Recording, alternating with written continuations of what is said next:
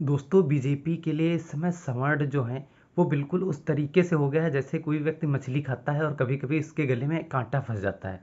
अब वो क्या करे, उस कांटे को निगल भी नहीं सकता और उगल भी नहीं सकता।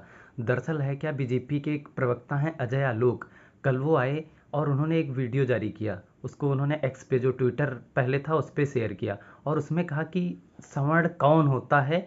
इस रिजर्वेशन के बारे में बात करने के लिए उसमें फिर से विचार होना चाहिए, उसमें सुधार होना चाहिए। ये संवर्ण कौन होता है, क्योंकि ये जो रिजर्वेशन में खामियां हैं, जो 2000 से ऊपर की जातियां हैं जिनको अभी तक जो अति पिछड़ी जातियां हैं जिनको अभी तक रिजर्वेशन का लाभ नहीं मिला है, तो भाई ये उनके लोग ही आपस में इस मुद्दे पे बात करें। संवर्णों को और जो जनरल है उनको इस पे बिल्कुल हक ही नहीं है किसी तरह से बात करने का। और उन्होंने यूजीसी एक्ट को लेकर जो लगातार इस समय संवर्ण या जनरल कैटेगरी विरोध कर रही थी, उसको लेकर भी कहा कहा कि एक इको सिस्टम बना हुआ है, पूरी सरकार के हाथ में कुछ नहीं होता है। जो 60 सालों से एक इको सिस्टम बना हुआ है, उस इको सिस्टम की वजह से ऐसा हुआ। और जब इस पर कोर्ट ने स्टे लगाया तो सरकार ने इस पे एक बार भी नहीं कहा कि ये स्टे गलत लगाया गया है। तो उन्होंने सवर्णों को ये भी बताया कि यूजीसी के बारे में सरकार का क्या सोचना है और आरक्षण के बारे में सरकार का क्या सोचना है।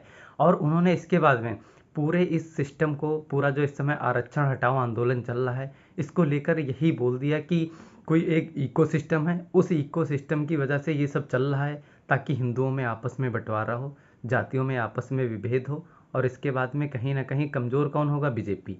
तो इन्होंने ये सब अपना भाई वीडियो में बताया।